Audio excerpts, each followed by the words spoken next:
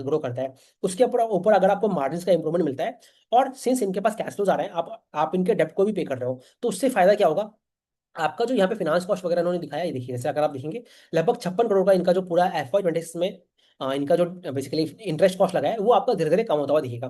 तो आपको ये दिख रहा है कि टॉप लाइन तो बढ़ रही है, आपके मार्जिन में एक्सपेंशन मिल रहा है, उसके कारण आपका EBITDA उससे और तेजी से बढ़ रहा है। उसके बाद क्या है, आपका जो इंटरेस्ट कॉस्ट है वो आपको कम हो रहा है, तो पैट उससे भी तेजी से बढ़ रहा है। तो आपके जितने भी लीवर्स हो गए इस कंपनी के, इसमें कुछ एप्लीकेबल दिख रहे हैं आपको। तो ये इस कंपनी के बारे में हो गया।